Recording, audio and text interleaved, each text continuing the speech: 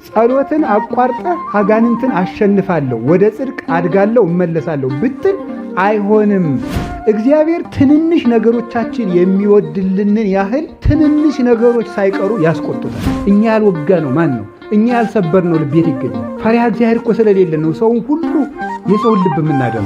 ጳጳስ ስለሆነ እግዚአብሔር የማይፈርድበት ጳጳስ የለም። ፓትርያርክ ስለሆነ እግዚአብሔር ላይፈርድበት አይችልም። ሰው በልቡ ውስጥ የክርስቶስ ፍቅር፣ የቤተ ክርስቲያን ፍቅርና የቅዱሳን ፍቅር ሊኖረው ይገባል። ያ የሆነ እንደሆነ ሰውየው ሰማይ ይሆናል ማለት ነው። እግዚአብሔርን የሚፈራ ሰው መጨረሻው ያማረ ነው ይላል ሲራክ። ልብ ነው ዋናው ነገር። የሚጸድቅ ልብ ነው፣ የሚማር ልብ ነው፣ የሚመንን ልብ ነው፣ የሚጸልይ ልብ ነው፣ የሚቀድስ ልብ ነው። እግዚአብሔርን መፍራት ማለት ምን ማለት ይመስላችኋል? እግዚአብሔርን ማክበር፣ ለእግዚአብሔር መጠንቀቅ ማለት ነው። አንድ ማንኪያ መርዝ ጠጣና አይገልህ እንደው ተመልከት። ደግሞ አንድ ቁናም ጠጣ፣ ሁሉም እኩል። በቁና ሰፍረህም ብትጠጣው አንድ ማንኪያም ብትጠጣ ይገላል። በቃ መርዝ ነው። እግዚአብሔርን እስካስከፋው ድረስ ከእግዚአብሔር ፈቃድ ተቃርኖ እስከቆመ ድረስ ምንም ኃጢአት በደል። እግዚአብሔር በልባችን ስናከብረው እንኳን ለቆመው አካላችን ለሞተ በድናችን ሳይቀር ክብር ይሰጣል።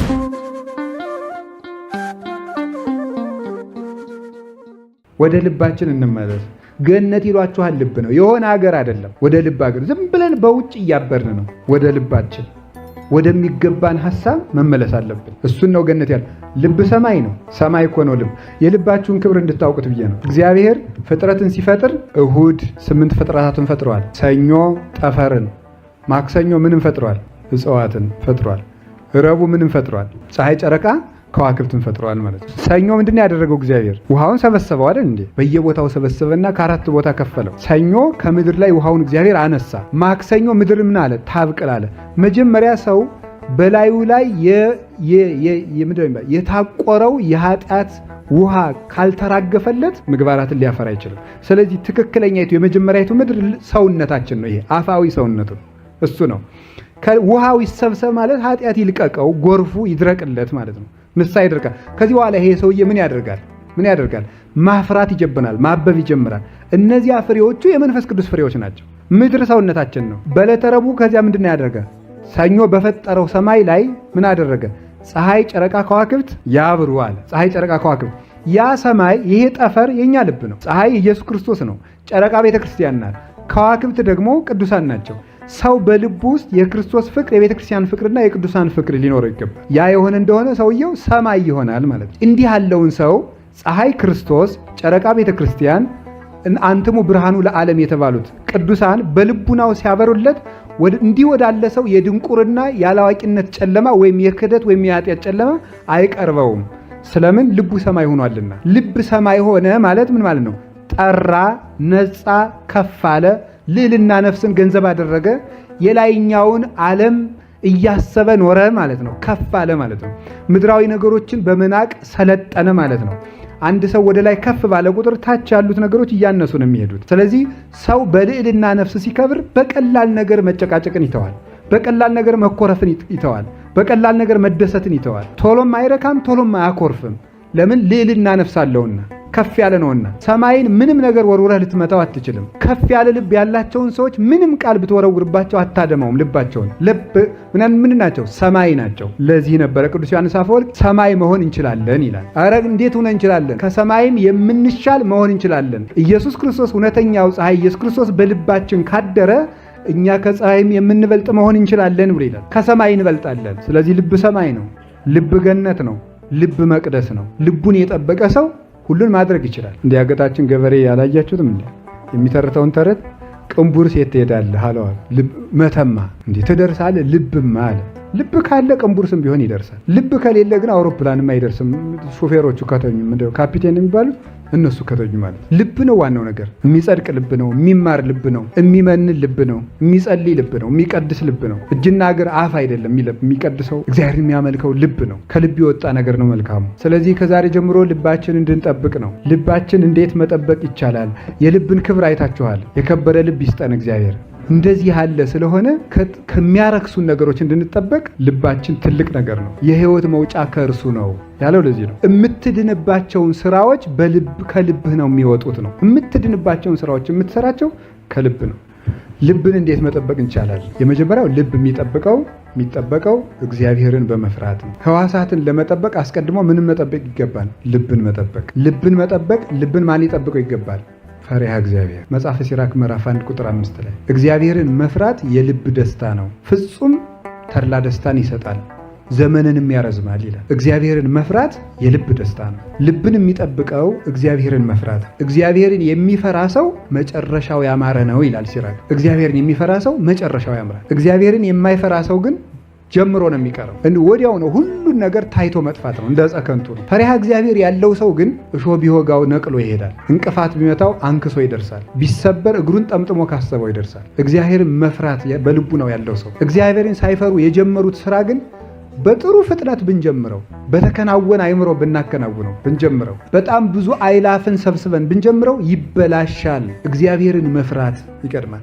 እግዚአብሔርን መፍራት ማለት ምን ማለት ይመስላችኋል? እግዚአብሔርን ማክበር፣ ለእግዚአብሔር መጠንቀቅ ማለት። እንደዚህ አሁን ኦርቶዶክስ ውስጥ እንደዚህ አይባልም የሚባል ነገር ይበዛል አይደል? ሌሎች ቦታ ስትሄዱ ደግሞ እንደዚህ ችግር የለም የሚል ይበዛል። እንደዚህ አይባልም የሚባለው ለምንድን ነው? ለእግዚአብሔር ምን ያህል እንደምንጠነቀቅ ለመግለጥ ነው። አሮንን እግዚአብሔር ለሙሴ ሲያዘው ምንድን ነው ያለው? እግዚአብሔር ለሙሴ ወንድምህ አሮን ወደ ቤተ መቅደስ ሲገባ ልብሱ እንዳይራቆት እስከ ተረከዙ የሚደርስ ቀሚስ ይልበስ፣ እኔ የሰውን እርቃን አይቼ አልታገስምና ይላል። አሁን የእግዚአብሔርን አይን ልብሱ ጋርዶ ያስቀረዋል? አያስቀረው። ምንድን ነው የሚያስቀረው? ከልብሱ ውስጥ ያለውን ልብ እያየው አይደል?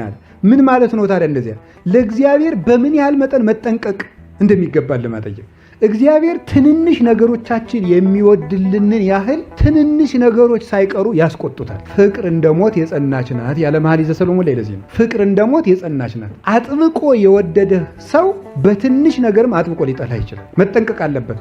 ለፍቅሩ ዋጋ ካልተሰጠው፣ ፍቅር የሚከስረው መቼ ነው ከተባለ ለፍቅሩ ዋጋ ሳይሰጠው ሲቀር። ፍቅር ክብር ካልተሰጠው ይጠፋል። ፍቅር ክብርን መንካት የለበትም። ክብር ፍቅርን መንካት የለበትም። በመዋደድ ሰበብ የሚጠፋ ክብር መኖር የለበትም። እንትን አለ እዚህ አብይ ቆቃህ የሚባል አለ አይደል የተባለው? ያ ትልቅ ቆቅ ማለት ነው፣ ሌላ ትርጉም የለው። እና የቆቅ ልጆች ሲጫወቱ ጥሬ ይለቅሙና ሲጠግቡ ደስታቸው የአባታቸውን አይን በማንቆር ነው የሚዝናኑት። የሰውየውን አይን እና የአባታቸውን አይን በማውጣት ይዝናናሉ። እንዴ እኔ ወደድኳችሁ እንጂ እስከዚህን ተደፋፍረናል ብሎ ጠቅቶ ይገላቸው። ንስርም እንደዚያ የሚያደርገው መዋደድ እንዴ ክብርን ይነካል እንዴ ብሎ ጠቅቶ ነው የሚገለው። አባቱ ነው ግን ይገለዋል። መዋደድ ክብርን መንካት የለበትም። ክብር ደግሞ ፍቅርን ማስቀረት የለበትም። እግዚአብሔር ያን ያህል የከበረ ሲሆን ግን ዝቅ ብሎ የሚወድ አምላክ፣ ከድሃ ቤት የሚገባ የእኛን ስጋ የለበሰ፣ በእኛ ቃል የተናገረ፣ በእኛ ምድር የተመላለሰ፣ የእኛን ውሃ የለመነ፣ የእኛን ቁራሽ የለመነ ነው። ዝቅ ብሎ ነው የሚወደን። ከኛ ቀዝቃዛ ውሃን ከወርቅ አብልጦ አክብሮ የሚቀበል አምላክ ነው። እግዚአብሔር ፍቅርን ሲያለብሰው ጠጠርም ቢሆን ወርቁ ነው የሚታየው። እግዚአብሔር ከገፈፈው ደግሞ ወርቅ ከጠጠር ይልቅ የተናቀ ይሆናል፣ ያነሰ ነው የሚሆነው። እግዚአብሔር ክብር፣ ሞገስን፣ መወደድን ይሰጣል። እና ግን በወደድ አሁን ይኸውላችሁ አሮንን ምንድን የሚለው ይኸውላችሁ፣ እኔ በጣም መጻሕፍትን ስማርም ሆነ ስመለከት ከሚደንቁኝ ነገሮች አንዱ የአሮን ልብሶችን ሳስብ ሁል ጊዜ እንደው ድንቅ ነው የሚል። እግዚአብሔር በደረት ኪስ እንደዚህ 5 ቁልፍ ተከለበት። እንዲሁ አሁን እግዚአብሔር ስለ ቁልፍ ሲጨነቅ ምን የሚሉት ነው? አሁን ይሄን በደረቱ ላይ እዚህ ላይ ቁልፍ አድርግበት፣ ከአንገት ጀምሮ እስከ ደረት ድረስ እንደዚህ ያለ ቁልፍ ተከለበት። አሁን እግዚአብሔር ኋላ ደግሞ የቁልፉን ማስገቢያ ቀዳዳ እንዲህ አድርገህ ስፋው። ለምንድን ነው እንደዚህ የሚለው እግዚአብሔር? በጣም ፍቅር ሲገለጥ በአባትና በእናት መካከል አባት ጠቅላላ ነገሮችን ነው የሚያየው። እናት ደግሞ ምንድን ነው የምታየው? ዝርዝር ነገሮችን ነው የምታየው። አባት ልጄ ደህና ነህ? አዎ። ፊትህ አልከሳም ሰሞኑን? ወፍረሃል? እሰይ ልጄ ነው የሚለው። እናቱ ደግሞ እዚች ላይ የሆነች ሳር አለችብህ እስከዚያ ድረስ ነው የምታየው ማለት ነው። እና እግዚአብሔር ግን አባት ብቻ አይደለም እናት ጭምር ነው። እና ቅዱስ ያሬድ ለዚህ ነው አንተ አባታችን ነህ፣ አንተ ደግሞ እናታችን ነው የሚለው። እግዚአብሔር እናትነትንም አባትነትን የሚያሟላ ነው። እናት ብትሆን አባት መሆን አችልም። እንደ አባት ደግሞ አትጠብቀን፣ ማልቀስ ነው ካቃታል። አባት ደግሞ አባት ነው፣ ይጠብቅና ግን መንከባከብ ይጎድለዋል። እግዚአብሔር እንደ እናት ነው ይንከባከብ። እናት ነው እንጂ ምን እንደ እናት ነው። እናት ሆኖ ይንከባከበናል፣ አባት ሆኖ ደግሞ በግርማው ይጠብቀናል። እግዚአብሔር አባት እና ትንንሽ ነገሮቻችሁን ሳይቀር እወዳቸዋለሁ፣ ቁልፎችንም ጭምር ነው የምወዳቸው ለማለት ነው። በዚህ መጠን ነው የምወዳችሁ። እንኳን ለእናንተ ለለበሳችሁት ቁልፍ ሳይቀር ክብር እሰጣለሁ ለማለት ነው። በዚሁ መጠን ግን እግዚአብሔር ይሄ ቀላል ነው፣ ኧረ ይሄ ቀላል ነው፣ ስንት የባሰ ነገር አለ ይሄ እንደው የሚል ሰው ተመልከቱ። ኦዛ የሚባል ሰው ታውቃላችሁ አይደለም? 2ኛ ሳሙኤል ምዕራፍ 6 ላይ አለ። ታቦተ ጽዮን ተማርካ ስትመለስ በከብቶች ጀርባ ላይ በጊደሮቹ በሰረገላ ተጭና ስትመጣ ዘመን ማለት እንዳትወድቅ ብሎ ነው። ታቦቷ እንዳትወድቅ ብሎ ነው ሊደግፍ እጁን እንዲህ ሲያደርግ መልአኩ መጥቶ ይሄ ሰውዬ ሊደግፍ ነው ያለ እኮ።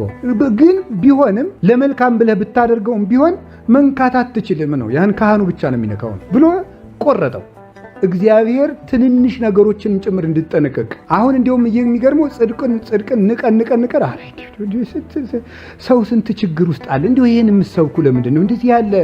ምሳሌ አሁን ቀለል ያለ ነገር ወንዶች ጸጉራችሁን አሳጥሩ ሲባል አረ ይሄ ቀላል ነገር ነው እንዴ ስንት የሚል ሰው አለ። እንደዚህ ያለ ነገር የለም። ቀላል አንድ ማንኪያ መርዝ ጠጣና አይገልህ እንደው ተመልከት። ደግሞ አንድ ቁናም ጠጣ፣ ሁሉም እኩል ነው። በቁና ሰፍረህም ብትጠጣው አንድ ማንኪያም ብትጠጣ ይገላል። በቃ መርዝ ነው። እግዚአብሔርን እስካስቀየመ ድረስ ሁሉም ኃጢአት በደል ነው ይላል ቅዱስ ዮሐንስ አፈወርቅ። እግዚአብሔርን እስካስቀየመ ድረስ፣ እግዚአብሔርን እስካስከፋው ድረስ፣ ከእግዚአብሔር ፈቃድ ተቃርኖ እስከቆመ ድረስ ምንም ኃጢአት በደል ነው እና እግዚአብሔርን በትንንሽ ነገሮች ሳይቀር ማክበር፣ በንግግሮቻችን በሁለንተናችን መጠንቀቅ፣ ልቅም ያልን ሰው እንድንሆን አጥብቀህ ልብህን ጠብቅ እና እግዚአብሔርን መፍራት ማለት እግዚአብሔርን ማክበር ማለት ነው። በእያንዳንዱ ነገር ምን ማለት ነው መሰላችሁ? በደንብ እያሰቡ መሄድ ነው። እግዚአብሔርን ማሰብ ኮንሺየስ መሆን ማለት ነው። በእያንዳንዱ ጥቃቅንና ዝርዝር ጉዳዮች ላይ እግዚአብሔርን ማሰብ መቻል፣ እሱ እግዚአብሔርን መፍራት። ያ ነው እግዚአብሔርን የሚጠብቀን። እግዚአብሔር ከተማን ካልጠበቀ ማለት ልብን ካልጠበቀው፣ ፈሪሃ እግዚአብሔር ልብን ካልጠበቀው ጠባቂ በከንቱ ነው የሚደክመው ማለት። ሕዋሳቴን ከዝሙት ከኃጢአት ከበደል ጠብቄ እግዚአብሔርን አመልካለሁ የሚል ሰው ውሸቱን ነው። አይሆንለትም፣ በከንቱ ነው የሚደክመው። ይሰግዳል፣ ከኃጢአት ርቃለሁ ብሎ ይቀጠቅጣል፣ በፍጹም አይወጣም፣ ከንቱ ይደክማሉ ጠባቂዎች። ፈሪሃ እግዚአብሔር የልቡን ከተማ እስካልጠበቀለት ድረስ። ስለዚህ ልብ የሚጠበቀው በፈሪሃ እግዚአብሔር ነው። ፈሪሃ እግዚአብሔር ደግሞ ማለት አንድ መጠንቀቅ ማክበርና ሁልጊዜ በእግዚአብሔር ፊት እንዳሉ ማየት ነው። እግዚአብሔር መረጃ አይሰበስብም ማይል ሁልጊዜ ያያል። እንዲህ ግልበጥ ብለን በተኛንበት ፍራሽ ላይ እግዚአብሔር እያየ ይሄን ማሰብ መቻል ነው ፈሪሃ እግዚአብሔር ማለት። ይሄን ማሰብ መቻል ብቻ ነው ሆኖ ማሰብ ማለት ይሄን ሁልጊዜ በእግዚአብሔር ፊት ነኝ ብሎ ማሰብ ይሄ ነው ልብን የሚጠብቀው። ሁልጊዜ በእግዚአብሔር ፊት ነኝ ያለ ቦታ ያለ ጊዜ ፍርዱንም ማሰብ። ይናገራል ፍትሐ ነገሥቱ። ቄሱ ሲቀድስ የነቃ የተጋ ይሆን በስጋዬ ይቀስፈኛል በነፍሴ ይፈርድብኛል እያለ ይቀድስ ይላል። በስጋዬ ይቀስፈኛል በነፍሴ ይፈርድብኛል ብሎ ተጠንቅቆ ይቀድስ ይላል። ቤተ ክርስቲያን ውስጥ አንዱ ቄሱ ዲያቆኑን ጧፍ አቀብለኝ ለማለት ቢኩል አተ ዲያቆን መንክር አይልም። ነው ለምን ይመስላችኋል? ለእግዚአብሔር ክብር በመስጠት ለእግዚአብሔር ክብር በመስጠት ጭራሽ ሊሳቅ ነው፣ ከቴም ሊወራ ነው። እግዚአብሔርን ብቻ የምንሰማበት ሰዓት ነው ማለት እኮ ነው። እኛ የምንናገርበት አይደለም፣ እግዚአብሔርን የምንሰማበት ጊዜ ስለሆነ አሁን እግዚአብሔር ይናገር፣ እኛ ዝም እንበል ማለት ነው። ይህንን ለማጠየቅ ነው እና እግዚአብሔር የትም ቦታ ያየኛል ብሎ ማሰብ እግዚአብሔርን መፍራት እና እንደሚፈርድብን ጭምር ማሰብ ነው። ታውቃላችሁ ቅዱስ ጴጥሮስ እንዳለን ለመላእክት እንኳን አድራራላቸውም ነው የሚለው። እውነቴን ነው። ሳጥናኤልን እንኳን አራራለት። አንድ ሰው በትልቅነቱ እግዚአብሔር አይተወውም። ጳጳስ ስለሆነ እግዚአብሔር የማይፈርድበት ጳጳስ የለም። ፓትርያርክ ስለሆነ እግዚአብሔር ላይፈርድበት አይችልም። እኔ አሁን እያስተማርኩ ነው። አባ ያስተምራል ብሎ አይተወኝም፣ ያሽቀነጥረኛል ማለት ነው። ካፈቀደ ምን አለበት? ፍርዱም እውነት ነው። ስለዚህ እየደነገጥክ ኑር። ለዚህ ነው መጽሐፈ ተግሣጽ ምዕራፍ 3 ቁጥር 1 ላይ ብፁዕ ዘይደነግጽ በእንተ ጽድቅ። ስለ ጽድቅ የሚደነግጥ ሰው እሱ ንዑድ ክቡር ነው። የሚደነግጥ የሚፈራ ማለት ነው። አንዳንድ ጊዜ ፈሪሃ እግዚአብሔር ሲለየን ቅዝቅዝ ያለ ህሊና፣ ለምንም ግድ የሌለን ወላዋይ ዝም ብለን በቃ መዋል ማደር ብቻ እግዚአብሔርን ምናልባት በትምህርትና በሕግ ካልሆነ በሐሳብ ግን አንድ ቀን እንኳን ትዝ እስከማይለን ድረስ እግዚአብሔር እስከ መረሳት ይደርሳል። ሰነፍ በልቡ ማን የለም ይላል። ሰነፍ በልቡ እግዚአብሔር የለም ይላል ማለት እግዚአብሔር የለም ብሎ የካደ መናፍቅ አይደለም። እግዚአብሔር ፊት ለፊት የለም ብሎ የካደ ሰው ነው ፈሪሃ እግዚአብሔር። እና ለዚህ ነው በጣም ብዙ ጊዜ እዚህ ጉባኤ ለራሱ ተናግሬዋለሁ። እግዚአብሔርን ማመን ማለት እግዚአብሔርን ማየት ማለት ነው። የት ነው የምናየው? ፊት ለፊት። እስቲ እንደው አሁን እግዚአብሔር አሁን ትዝ ብሎት የሚያውቅ ሰው አለ? እግዚአብሔር ብርሃኑ በእኛ ላይ ይገለጥልን፣ የእጆቻችን ስራ የሚያከናውንልን ሲል እግዚአብሔር ትዝ ብሎት እንዲሁ ዳዊት ስታነቡ ቢያንስ ከ150ው መስመር በ3 መስመር ትዝ ካላችሁም ሸጋ ነው። እግዚአብሔር ማስታወስ ማለት ነው። ያቢ ክብራ ለማርያም እንኩሎም ቅዱሳን ብዙ ብሎ ያቢ ክብራ ሲል እንዲሁ የእመቤታችን ክብሯ ትዝ የሚለው ሰው አሁን እመቤታ ማርያምስ የማይቀሟትን እድል መረጠች የሚለውን ሊቃውንቱ ሲተረጉሙ እንዴት አድርጎ ይተረጉማል መሰለህ? አልጠግብለውም። ማርያምስ ማርያም እኮ ማርያምም እንጂ እያሉ ማለት ነው። አልጠግባቸው ስላሉ እንደ እያሉ ማለት ነው። እና እንዲህ ብሎ አቡነ ዘበሰማያት አሉ። አቡነ ዘበሰማያት አቡነ ዘበሰማያት አቡነ ዘበሰማያት አቡነ ዘበሰማያት አቡነ ዘበሰማያት አቡነ ዘበሰማያት አቡነ ዘበሰማያት ኧረ ይትቀደስ ስምከ ይበሉ ቢሏቸው ይሄን አልጠገብኩትም አሉ ይባላል። እና በዚህ መጠን እግዚአብሔርን መፍራት ይፈርድብናል ብሎ መፍራት ፊት ለፊት እንደሆኑ ማሰብ ይሄን ያደረገ ሰው ፈሪሃ እግዚአብሔር ልቡን ይጠብቅለታል ማለት ነው። ይኸውላችሁ እንዲህ የተመልከቱ ዘጸአት ምዕራፍ 40 ቁጥር 38 ላይ የእግዚአብሔር ደመናውም ደብተራ ኦሪትን ሸፍኖ ነበረ፣ የእግዚአብሔር ክብርም በደብተራ ኦሪት ውስጥ መልቶ ነበር ይላል። ኦሪት ዘጸአት ምዕራፍ 40 ቁጥር 38 ላይ የእግዚአብሔር ክብር በደመናው በየት ሞልቶ ነበረ? በደብተራ ኦሪት ውስጥ ሞልቶ ነበረ። ተመልከቱ እንግዲህ መቼ ነው እንዲህ የሚሆነው? እስራኤል በበረሃ ሲጓዙ ነው። ይሄ ደመናና የእግዚአብሔር ክብር ለእስራኤል ሁለት ነገር ያደርግላቸው ነበር። አንደኛ ከቀን ሐሩር ይጠብቃቸዋል፣ ሁለተኛ ሌሊት ያበራላቸዋል። ይሄ ደብተራ ወይም ይሄ ድንኳን ምንድን ነው ይላሉ ቅዱሳን ሲናገሩ?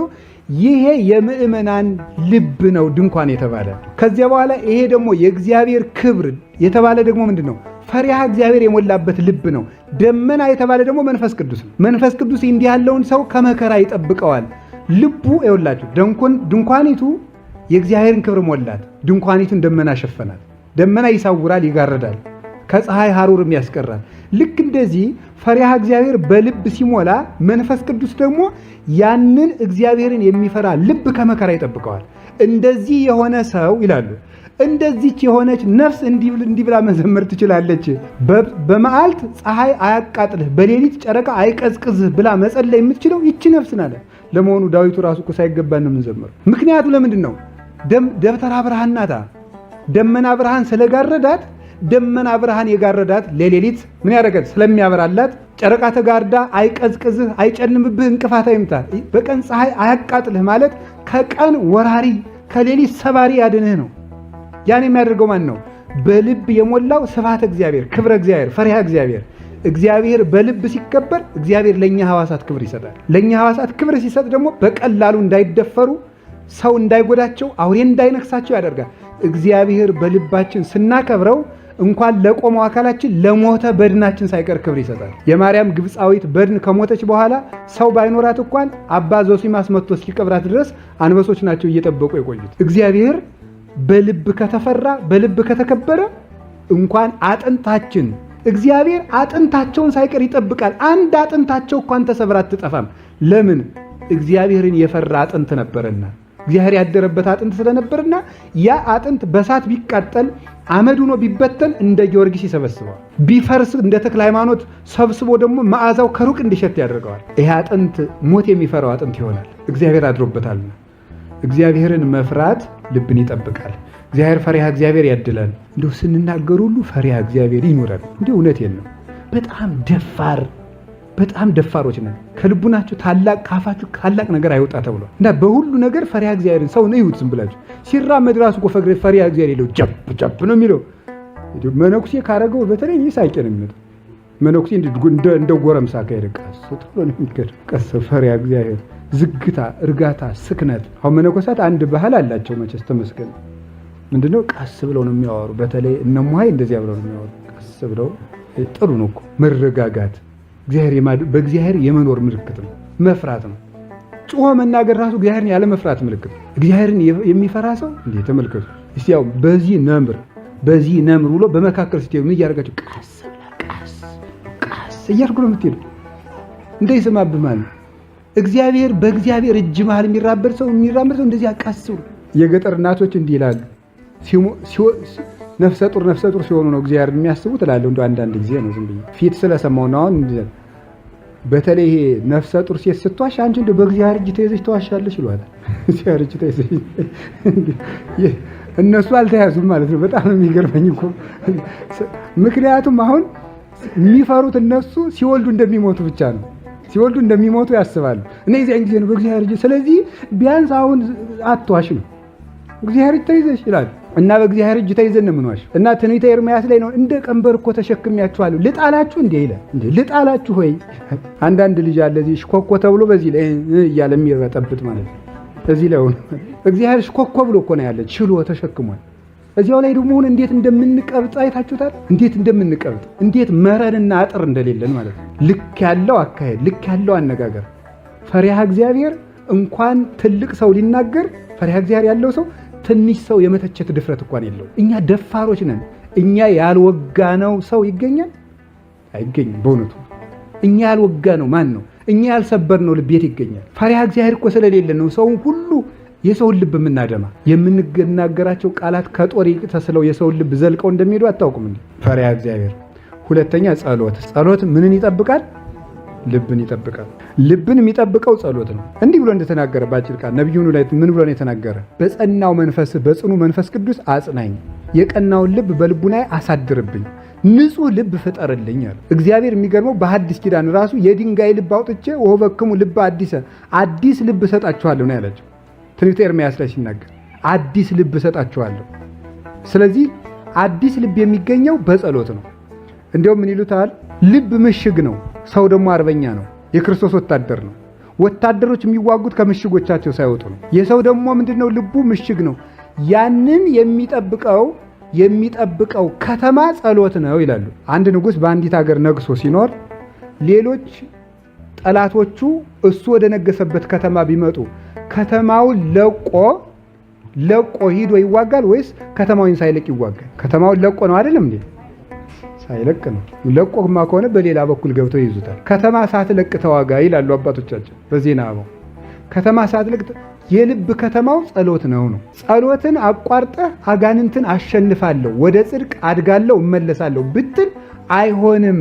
ቤተ መንግስትህን ለቀህ እየተዋጋ ነው። ከተማህን ለምን ትለቃለህ? አጥር ነው። አጥሩ ከፈረሰ ቤቱን ነቅንቆ ማፍረስ ቀላል ነው እና የህይወታችን አጥር ጸሎት ነው። ስለዚህ ሁላችንም ወደ ፈተና እንዳትገቡ ምን በሉ ነው ያለ? ተግታችሁ ጸልዩ ነው ያለ።